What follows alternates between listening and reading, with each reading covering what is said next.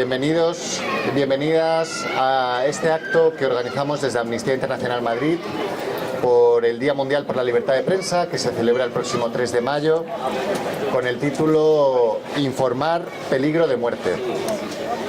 Lo primero de todo, también agradecer a la Plataforma Maravilla por la organización de las fiestas y por cedernos este espacio para poder realizar este acto por la libertad de prensa.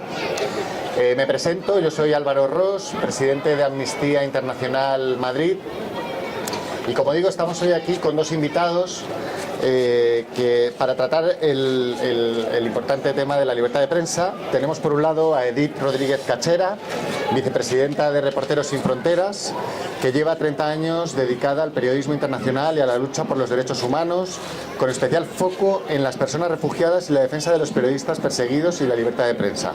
Ha trabajado en secciones de internacional de Canal Plus, 5 Días, Gaceta de los Negocios y los informativos de CNN Plus y Canal 24 Horas de Televisión Española, así como corresponsal de diversos medios franceses en España como La Tribune o L'Expansion. Actualmente colabora con la emisora francesa Europe 1 y Radio Nacional de España, y desde 2015 ha tenido diversos cargos en Reporteros Sin Fronteras Internacional. Bienvenida, Edith. Tenemos también con nosotros a Mario Grande Esteban, que es el coordinador de la estructura de trabajo por países de México en Amnistía Internacional España. Como sabéis, en Amnistía Internacional tenemos estructuras especializadas en el seguimiento de los temas que tienen que ver con derechos humanos en los diferentes países del mundo, y tenemos el honor de tener hoy a Mario aquí para hablar sobre México y la libertad de prensa en México. Bienvenido, Mario. Entonces, para comenzar, voy a preguntarte a Edith, tú que llevas tanto tiempo trabajando por la libertad de prensa, ¿cómo ves la situación actual de la libertad de prensa en el mundo? ¿Hay alguna cuestión especialmente preocupante? Primero, bueno, dar las gracias a Amnistía, a la Plataforma Maravilla también, se nos me olvidaba antes, y explicar un poquito qué es, porque me parece que es un concepto abstracto y que a veces no se entiende bien, y no se entiende bien qué significa para las sociedades y para las democracias. Vivimos en sistemas democráticos que pueden ser perfeccionables, pero son democracias, y entonces a veces no somos conscientes del bien que es el periodismo libre e independiente en el 75% del planeta, ¿no? Aquí el periodismo está muy cuestionado, seguramente con muchos motivos y con razón, pero poder cuestionarlo es un lujo, y es un lujo que no se puede permitir la mayoría del planeta. Entonces, ¿qué hace Reporteros Sin Fronteras? Una labor muy parecida a la que hace Amnistía con los presos de conciencia. De hecho, muchas causas son compartidas con Amnistía Internacional, porque muchos de los presos y de los activistas a los que defiende Amnistía son también periodistas. Defender a los periodistas perseguidos en el mundo, apoyarlos, defender sus causas, que no caigan en el olvido, mucho al periodismo femenino, en fin. Estamos presentes en 130 países y esa es un poco nuestra causa, ¿no? De hecho, a veces decimos, somos la amnistía de la prensa, pues un poco parecido, para que se entienda. Respecto a la libertad de prensa, a veces se nos olvida, para que no parezca una cosa gremialista, que no solo es un derecho del periodista a informar libremente, sino también un derecho ciudadano. El ciudadano tiene derecho a tener acceso a una información libre y plural. Por tanto, no es una cosa que competa solo al gremio, no es un derecho de un colectivo, es un derecho de la ciudadanía. Y por eso está consagrado en el artículo 19 de la Declaración Universal de Derechos Humanos y está amparado por el artículo 20 de la Constitución Española, porque es un derecho de la ciudadanía. Y en cuanto a cómo vemos el panorama, pues mal. Mal porque la libertad de prensa es un pilar, esto es también un poco tópico, pero es que es verdad, es uno de los indicadores de salud democrática más importantes.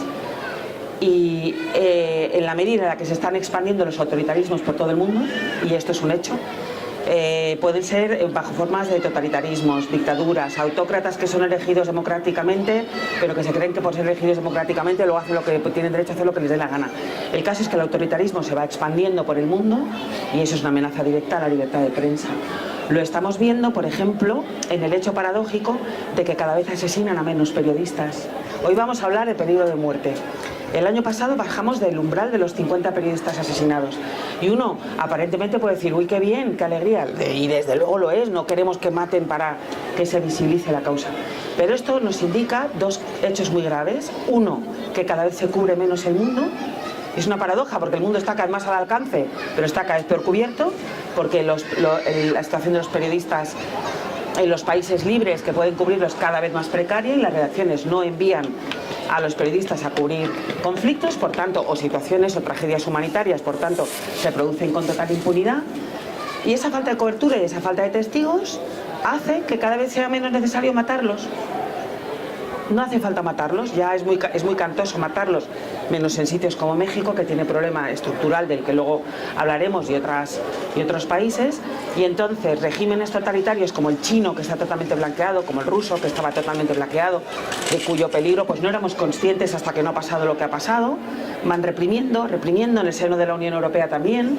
Presuntas democracias como la húngara, la polaca, van apretando las tuercas, cortando libertades, aprobando leyes represivas, imputando a los periodistas falsos delitos, cometiendo acciones legales abusivas, etcétera. Y en países donde tradicionalmente era más fácil matar, se mata menos, basta con encarcelarlos. De hecho, los encarcelamientos han disparado. Esa es otra tendencia, 2021, las muertes bajan, pero los encarcelamientos se disparan. Y esto es, yo creo que resume todo. Es decir, nadie va a ir a reprocharlo, nadie va a ir in situ a cubrirlo, por tanto, los periodistas se persiguen, amenazan, acosan, hostigan, agreden y en algunos casos asesinan más que nunca, pero con cada vez menos testigos, en un mundo encima cada vez más al alcance, lo cual es muy distópico y paradójico. Muchas gracias, Edith, por esta visión general, que la verdad es que es muy triste, ¿no? Sí. Hablando un poco de la situación de México, Mario, las noticias que nos están llegando últimamente sobre asesinatos de periodistas son realmente preocupantes y alarmantes. ¿Nos podrías explicar un poco más en detalle lo que está ocurriendo en México? Muchas gracias. Además de sumarme a los agradecimientos por no ser repetitivo, hoy es el Día Internacional del Trabajo y las trabajadoras y trabajadores de México, entre ellos quienes ejercen el periodismo, se enfrentan con un problema de jornadas extenuantes y, por otro lado, de participar como uno más y como una más de la economía informal.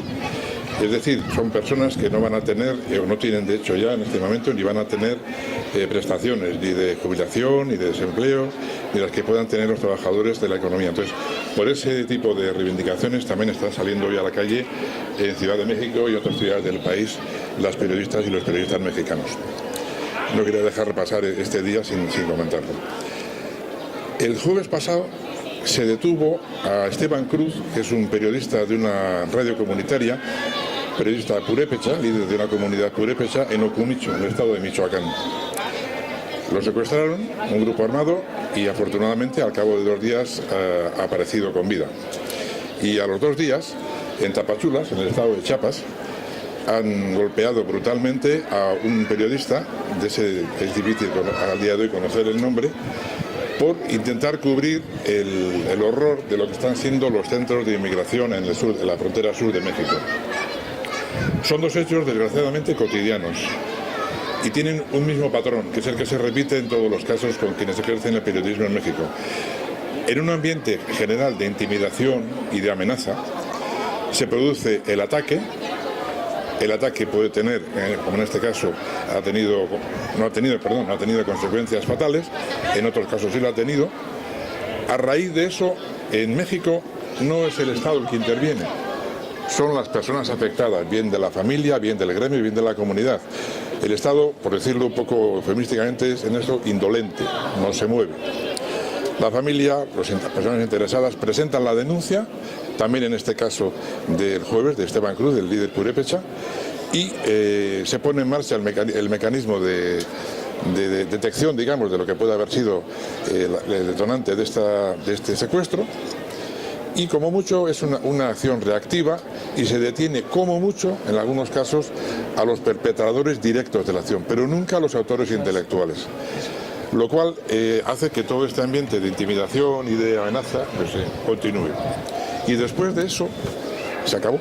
Es decir, después de eso se pierden pistas de investigación o no se inician, se pierden pruebas o no se buscan. Con lo cual, la palabra que caracteriza la situación de ese peligro de muerte en México, o la otra cara de la moneda, es la impunidad. Edith, no sé si quieres también ampliarnos un poco más respecto a cómo está amenazada la libertad de prensa en otros países del mundo como Afganistán, Ucrania o Rusia. Sí, si quieres luego retomo México para que tenga cierto hilo con Mario. Seguimos con México, luego si quieres hablamos de esos países. Totalmente de acuerdo con el hecho de que de la impunidad. Esto es lo que caracteriza ahora mismo la situación de la prensa mexicana y de la autoría intelectual. En México ya no, el problema no es que haya un 95% de impunidad, un 99%, es que si se detiene a alguien, se detiene a los autores materiales. Y en México lo importante es quién ordena matar y jamás se investiga. Ahí se mueren en las fiscalías, entra todo. Bueno, México tiene un problema endémico, ya es un narcoestado en sí, hay dos estados en paralelo. México tiene un problema gravísimo ahora mismo. Es el país del mundo con más mortífero para los periodistas.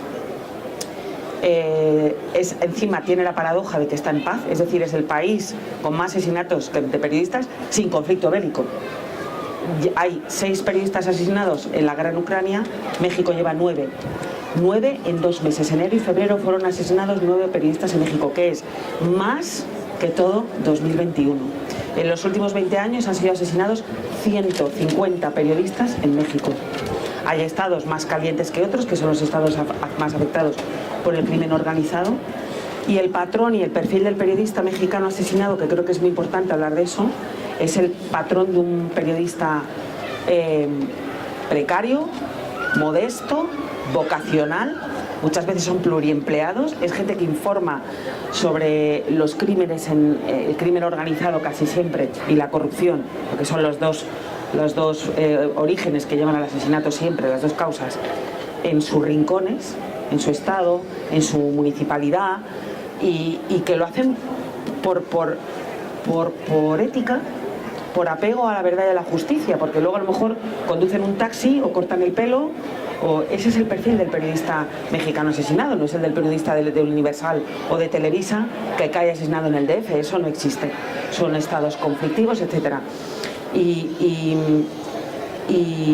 decía antes Mario, ante la indolencia, yo diría que con la colaboración ahora mismo de Andrés Manuel López Obrador, porque Andrés Manuel López Obrador, en quien se habían depositado esperanzas, se ha sumado a la ola de estigmatización que barre al continente y que barre al mundo, de poner el dedo sobre la prensa. Y entonces nos hemos encontrado con que en enero y febrero han asesinado a 9 periodistas en México. Ha sido el principio de año más sangriento en 20 años, acumula los mayores asesinatos en su mandato de los últimos años. Y nosotros, desde Reporteros Sin Fronteras, no es que le hayamos visto reacio a condenar, que lo ha estado. Es que cada mañana él da una charla, se llama la matinal o la matutina, no recuerdo, creo que son las matinales, donde pone a periodistas más conocidos, son periodistas de otro perfil, pero al final pensamos que no es el momento, literalmente en el disparadero. O sea, habla del patrimonio que tienen, de cómo mienten, de cómo manipulan, y contribuye a ese puré populista, demagógico, que en todo el planeta está llevando a que se mate, a que se encarcele a periodistas, porque en el mismo saco entran todos, de la falta de profesionalidad, etcétera. Entonces es muy grave lo que está haciendo ahora mismo López Obrador. Se vio claramente, no sé si recordáis, el caso de la periodista Lourdes Maldonado, que fue asesinada, creo que fue en febrero, no recuerdo, fue a principios de febrero, que además movilizó a México, porque ya hay un nivel de asunción de la violencia en el país que lleva a que no se proteste, pero el asesinato de Lourdes Maldonado sacudió a México porque ella había denunciado al delegado de Televisa en su estado, que era quien le tenía contratado, hoy que es día, por cierto, fiesta del trabajo, le puso un pleito laboral. Ese mismo señor, que era gobernador, tenía la cesión de Televisa en su estado y lo denunció por un despido improcedente, y estuvo 10 años de litigio, 10 años con amenazas, protegida por los mecanismos federales de protección, que si queréis lo hablamos ahora, sirven para poco, etcétera, y lo ganó. Y si recordáis, hay un vídeo muy famoso donde Lourdes Maldonado interpela a López Obrador, que le pide protección, porque dice: me están amenazando, me están persiguiendo, y todo por denunciar a un señor que me ha despedido. Y se lo dice en su famosa matutina, ¿no? Y tiene la osadía, cuando fallan los tribunales a su favor, de celebrarlo, de alegrarse, y a los 2 días o 3 es asesinada, es ejecutada delante de su casa, pese a estar protegida. Y volviendo ya y cerrando con el tema de Mario, aquí lo importante, acogieron enseguida a los autores materiales, porque muchas veces son, bueno, sicarios a sueldo, pobres diablos, gente que son asesinos, pero quiero decir que no es gente relevante. Pero la gran pregunta aquí es quién ordenó matarla, ¿no? Y eso no se sabrá nunca. Mario, no sé si nos puedes contar algo más acerca de la relación entre el crimen organizado y la libertad de prensa y el estado del mecanismo de protección en México. La situación actual de la prensa, del periodismo en México, tiene su historia, ¿no? Y para hacer una síntesis muy apretada de un momento posterior a la independencia en el que el poder lo que hace es tener a la prensa amordazada, la palabra clave en el 19 en México es censura. En el siglo XX se abre con la Constitución de 1917 que reconoce la libertad de prensa, pero que después fue acompañada de una ley de imprenta que concedía al Estado mexicano el monopolio de algo tan aparentemente inocuo como la producción, la compra y la distribución del papel de imprenta, con lo cual le daba completamente el control sobre los medios de información. Esto a lo que llevó fue a ir creando una situación en la cual el periodismo en México nunca fue intermediario entre la sociedad y los poderes públicos, sino que por el contrario, lo que se fue creando fue una situación de clientelismo. Incluso existía la figura de lo que llaman el periodista de fuente, o el chayote, que incluso en las mañaneras de Obrador se refiere a ellos, chayoteros le llaman, ¿no? Que son los que van por las oficinas de los diferentes departamentos del Estado pidiendo, buscando información, con lo cual la información que se producía en los periódicos, básicamente, y de la que dependía, era información oficial, bien noticias o bien publicidad. Después llega la Guerra Fría. Y la Guerra Fría, la poderosa influencia del poderoso vecino del norte, lo que hace es que la prensa se convierta, digamos, no ya solamente en clientelismo, sino en oficialista, y se suma a las cruzadas de la época, de los años 60. Por ejemplo, si alguien se tomase el tiempo de ver cómo informó la prensa de los sucesos del 68 en Tlatelolco, verá que prácticamente no existieron, porque nadie informó sobre ellos, ¿no? Lo que sucede ahora es que ya esa historia de una prensa amordazada en el XIX, una prensa clientelar en el siglo XX, ahora topamos, como decía Edith, con una realidad nueva y muy pujante, que son los medios comunitarios de expresión.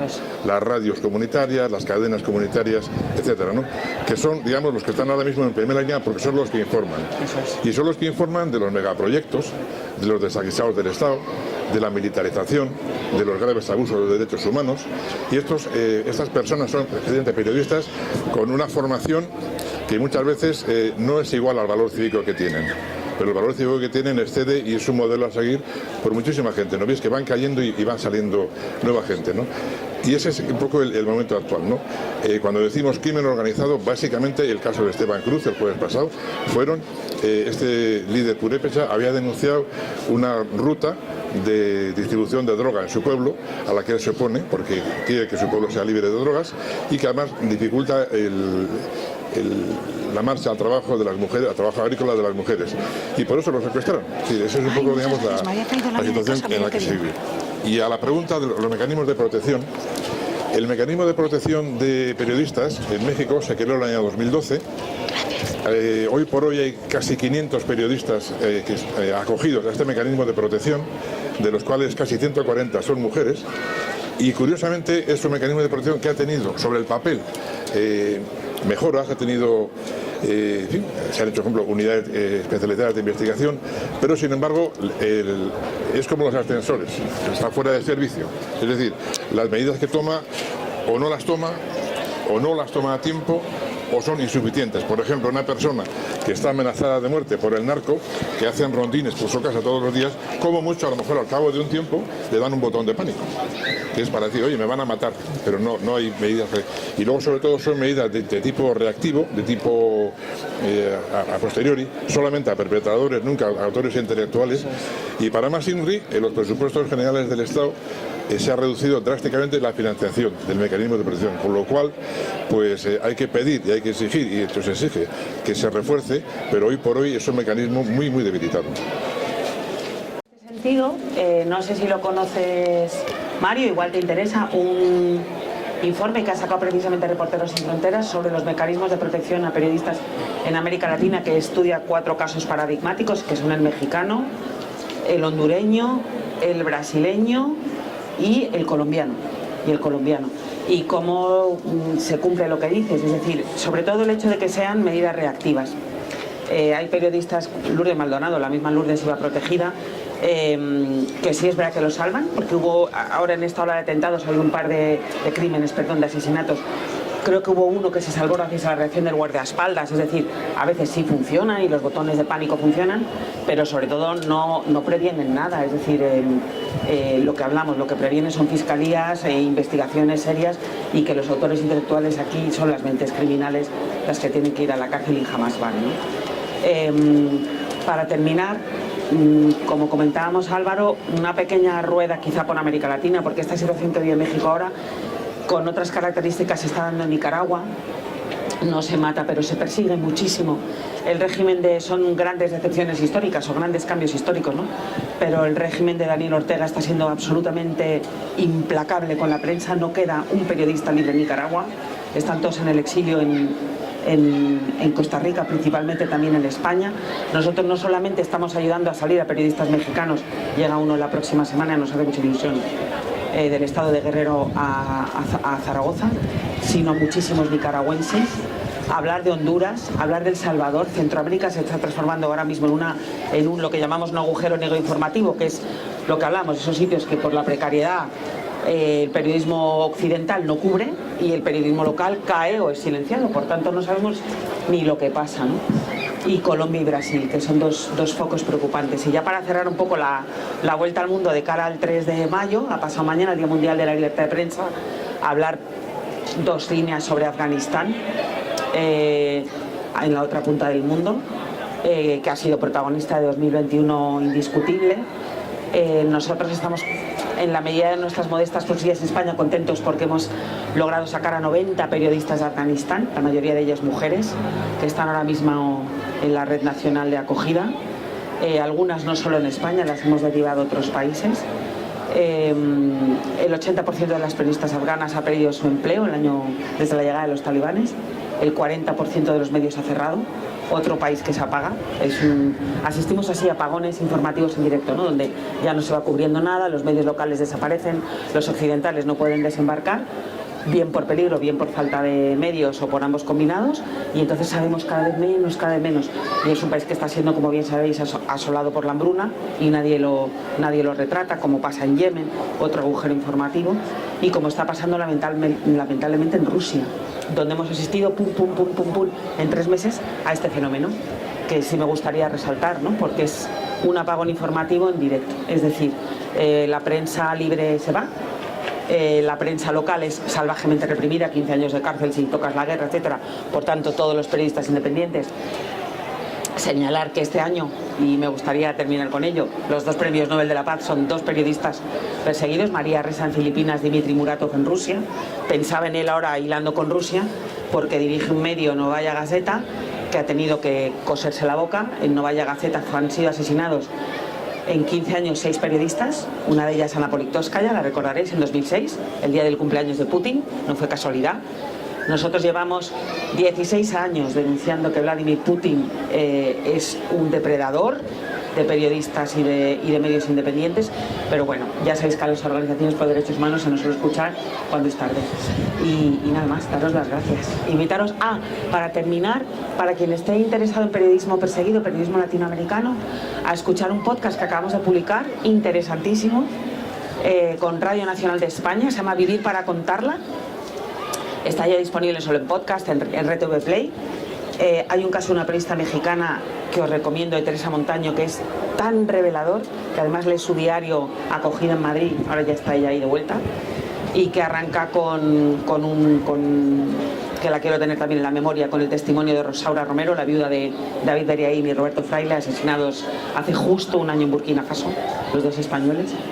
Y que es una especie de recorrido por el periodismo perseguido en el mundo, en modo de testimonios en primera persona, sobrecogedores y muy necesarios. Así que gracias.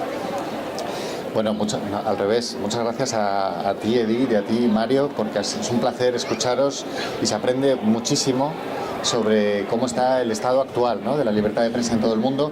Yo ahora quería dejar un momento para preguntas. No sé si alguien del público quiere hacer alguna pregunta a nuestros dos invitados. Y eso se lo dejo.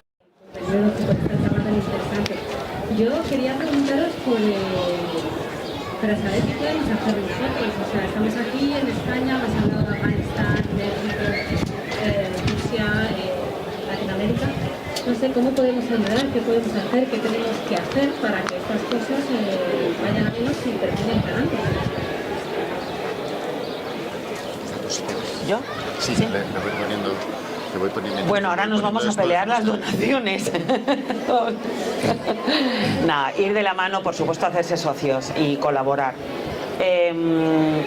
Yo creo que abrir un poco la mente. A nosotros nos cuesta mucho hablar de periodismo porque tiene tintes gremialistas enseguida. Como decía, explicar nuestra causa es complejo.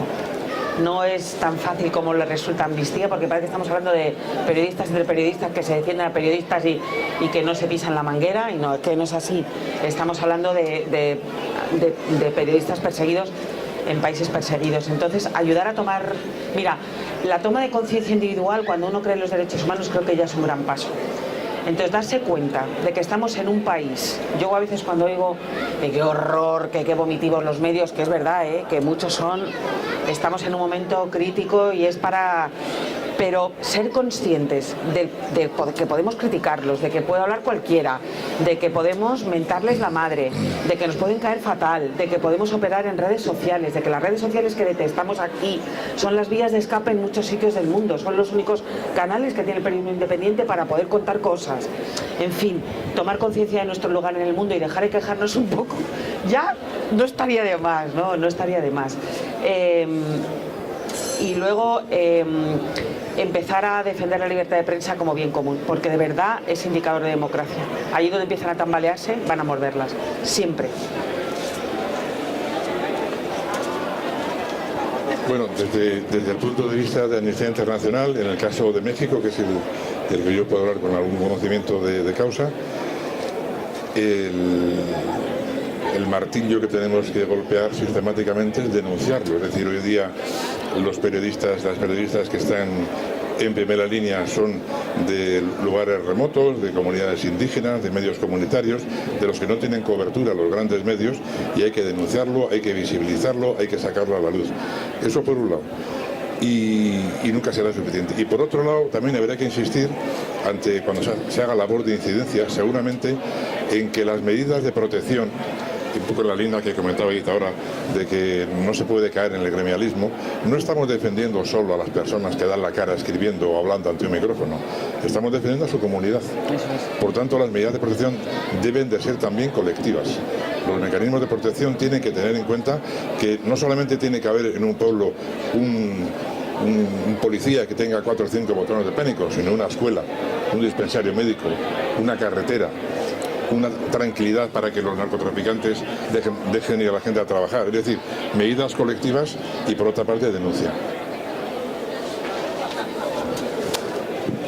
Muchas gracias. No sé si hay alguna otra pregunta del público. Compañera, y luego yo, si quieres, Hola, buenos días. Gracias, gracias por toda la información que nos habéis dado.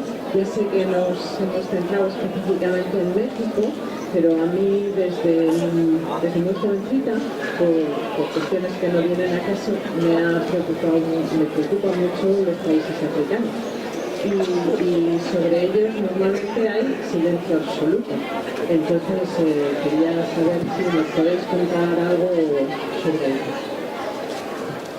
Claro que sí, sobre todo en España, porque en países como Francia hay más conciencia por el pasado histórico, ¿no? Son dos caras de distintas monedas. Ahí habría que distinguir entre el África subsahariana, que es un crisol. La verdad es que hay situaciones de todo tipo, porque hay países que no se desenvuelven mal en términos de libertad de prensa. En África hay otros que sufren apagones y situaciones dramáticas, como Sudán, como Eritrea, que siempre está a la cola, es un sitio apocalíptico, de verdad, para la libertad, siempre está a la cola en libertad de prensa. Y si hablamos de África del Norte, de ahí que quizá nos queda más cerca, del Magreb, pues dramática. dramática. Nuestro socio marroquí siempre puntúa muy mal. Es un país implacable, es un país además que destaca a nivel mundial junto a Egipto. Son de estos países, siempre hay unos países que tienen en gracia una suerte de blanqueo. Hablamos antes de China, de Rusia, o de poca conciencia sobre, porque tienen doble cara, ¿no? Uno los visita y pues esto no está tan mal, pero luego lo que ocurre en mazmorras adentro, lo sabéis bien en Amnistía, es una pesadilla. Marruecos es uno de esos países con la prensa. Ahora está haciendo una táctica, ya sabéis que en Marruecos los 3 temas que no se pueden tocar son la monarquía, el Islam y el Sáhara Occidental. De nuestro último tema estamos, como sabéis, jugando un papel brillante desde España últimamente. Y los periodistas que osan tocar esos temas, pues son represaliados. Ahora lo que se hace mucho con ellos es imputarles escándalos sexuales, que es la nueva especialidad marroquí. Claro, para que a las ONGs no sean muy difíciles defenderlos. Es decir, se acusa a los periodistas, ahora mismo hay 3 periodistas en huelga de hambre en las cárceles marroquíes, se les acusa de violación, se les acusa de abusos sexuales, y las ONGs decimos, anda, ¿y ahora qué? Pues claro, hay que verificar antes y cómo que eso no es verdad, porque y si es verdad, a veces los periodistas no somos santos, a veces delinquimos, ¿no? Entonces ahí llega el grado de retorcedura del Estado marroquí de imputar delitos sexuales. Y ojo con Argelia, ojo con Argelia y Egipto, ya ni hablemos. El norte de África es bastante infernal para el periodismo en general.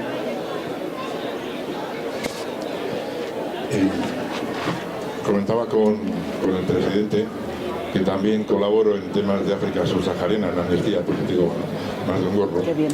Y por añadir quizá algo que ya está bien dicho, en el África subsahariana, aparte de los cierres de periódicos, cierres de cadenas de televisión y la brutalidad general contra los periodistas, también hay unos cuantos asesinatos.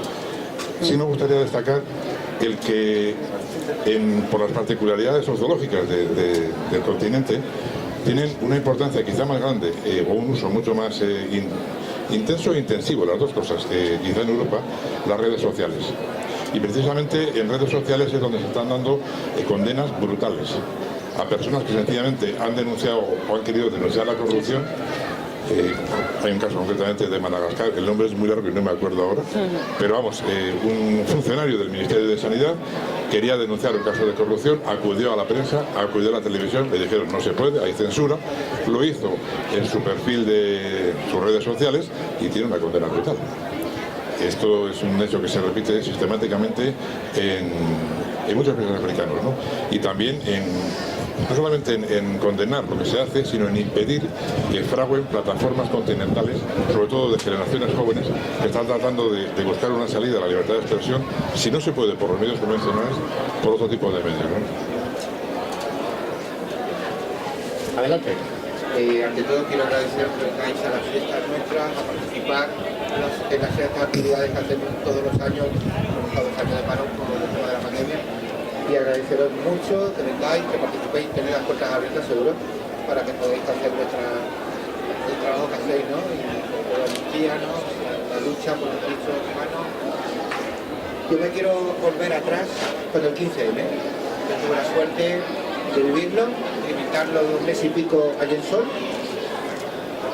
y teníamos prensa de fuera que venían, informaban, claro está, qué pasaba ahí, qué había pasado, ¿no? Ya sabemos lo que pasó, que fue el 15M, ¿no?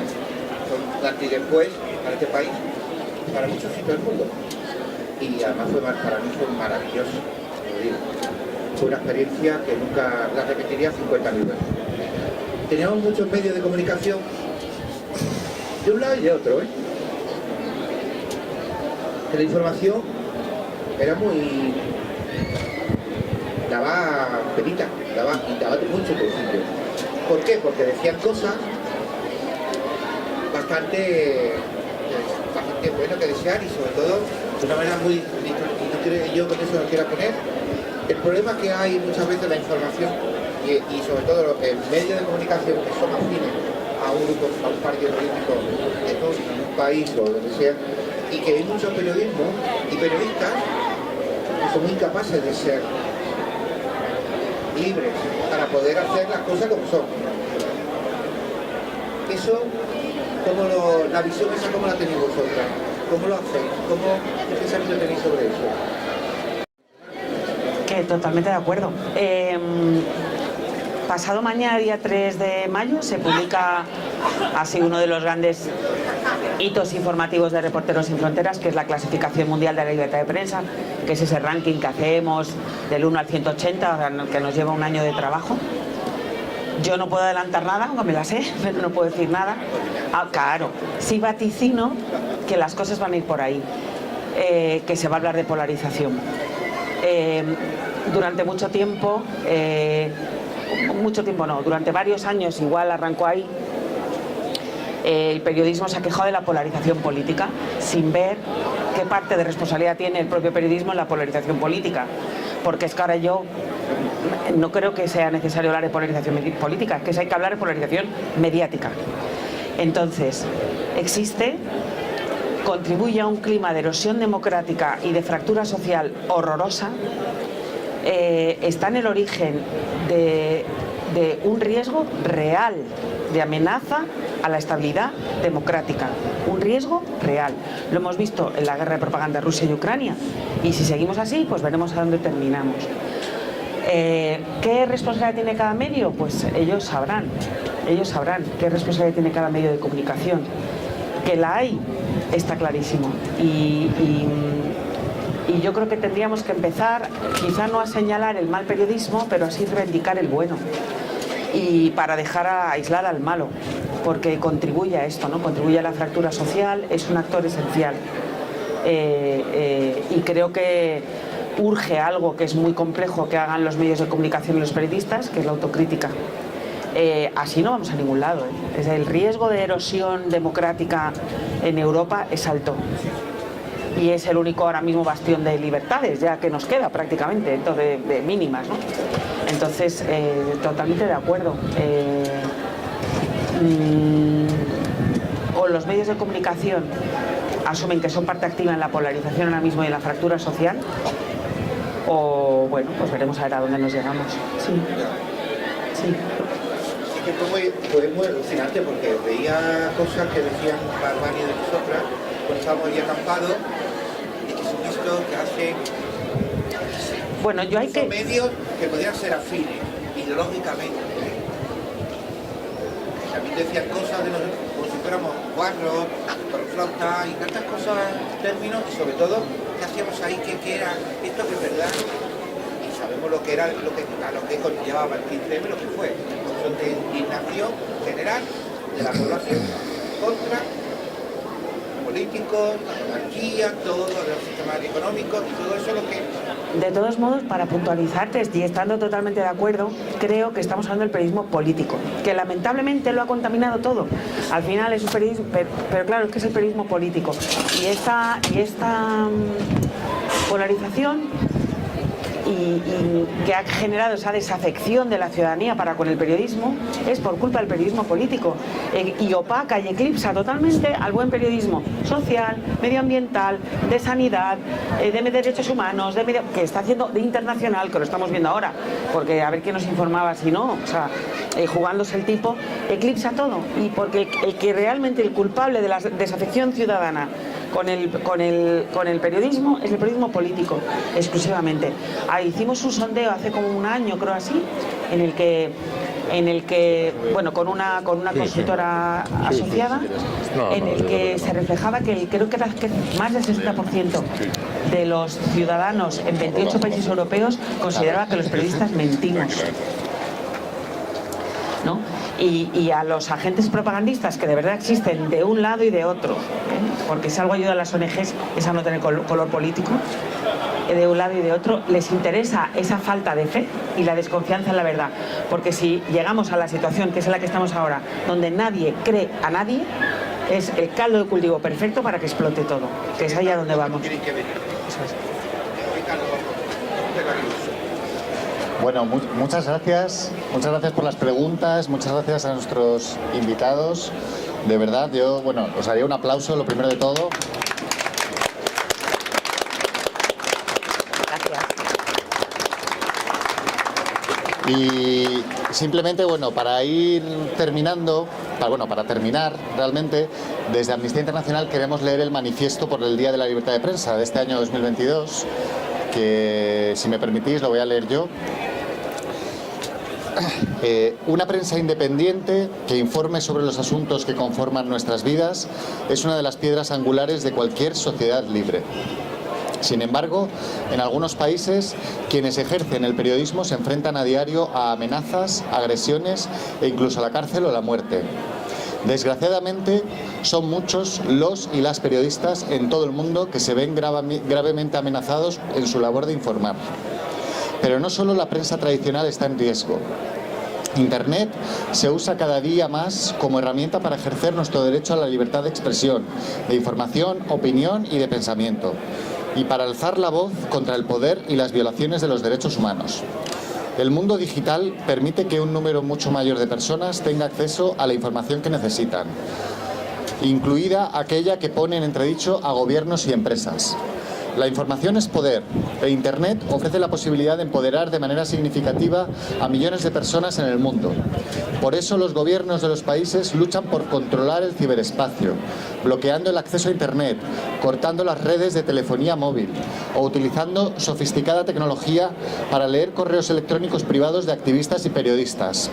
Tecnologías como el software espía Pegasus de la empresa israelí NSO Group, cuyo uso Amnistía Internacional ha documentado contra periodistas en países como, por ejemplo, Marruecos o El Salvador.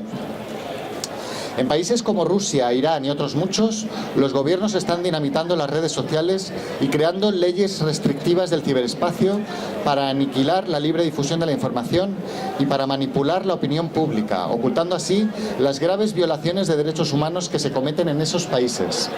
Proyectos como la Ley Reguladora del Ciberespacio en Irán o la de agentes extranjeros en Rusia son una clara muestra de ello. En países de África subsahariana, como Angola, Burkina Faso, Madagascar, República Democrática del Congo, Senegal, Tanzania, Togo y otros, se suspendieron periódicos y emisoras de radio y televisión, incluso de forma violenta, arrasando sus sedes y amenazando a sus profesionales. En Oriente Medio, los gobiernos de países como Arabia Saudí, Líbano o Yemen están detrás de escalofriantes campañas de represión contra periodistas y defensoras y defensores de derechos humanos, que incluyen detenciones ilegales, torturas y asesinato. En Arabia Saudí, más de 2 años después del asesinato de Jamal Khashoggi, altos funcionarios involucrados en su ejecución extrajudicial continúan aún eludiendo la acción de la justicia y son libres de seguir ejerciendo su brutal represión de la disidencia pacífica. Gobiernos de países del norte de África, como Argelia, Egipto, Túnez o Libia, han intentado aniquilar las protestas ciudadanas pacíficas en demanda de cambios políticos, deteniendo a cientos de personas entre activistas, periodistas, defensoras y defensores de derechos humanos y simples manifestantes, a quienes han recluido en prisión preventiva o han condenado en virtud de cargos imprecisos relacionados con la seguridad nacional o el terrorismo. En México, uno de los países donde se ejerce más violencia contra periodistas profesionales y los llamados periodistas ciudadanos, el reguero de asesinatos es estremecedor. En lo que va de 2022, se ha asesinado a 8 periodistas, 9, y decenas de periodistas se encuentran bajo amenaza de muerte por pretender informar sobre lo que está ocurriendo en el país, en el marco de una absoluta impunidad. La invasión de Ucrania por parte de las Fuerzas Armadas rusas y las protestas generadas en todo el país ha desatado una nueva ola de represión en Rusia. El órgano regulador Roskomnadzor impuso la censura para silenciar la disidencia. El 24 de febrero ordenó que todos los medios de comunicación usaran exclusivamente las fuentes oficiales que tuvieran el beneplácito del Estado y advirtió que, de no hacerlo, se enfrentaban a penas graves por difusión de noticias falsas. Quedó prohibido usar la palabra guerra, la palabra invasión o la palabra ataque para definir las acciones militares de Rusia en Ucrania. Según OVD Info, ONG de observación de la actuación policial, al menos 13.800 personas que se manifestaban pacíficamente han sido detenidas arbitrariamente en las concentraciones contra la guerra celebradas en toda Rusia desde el 24 de febrero. Esta situación no puede continuar. Hoy más que nunca es necesario defender la libertad de prensa y la independencia de los medios de comunicación, sensibilizar a la opinión pública sobre la importancia de una prensa libre, veraz y no manipulada, y llamar la atención sobre la arriesgada labor de quienes ejercen esta importante labor de informar, y recordar y rendir homenaje a la gran cantidad de periodistas que han sufrido amenazas, agresiones, torturas, han terminado en prisión o incluso han perdido la vida. Gracias.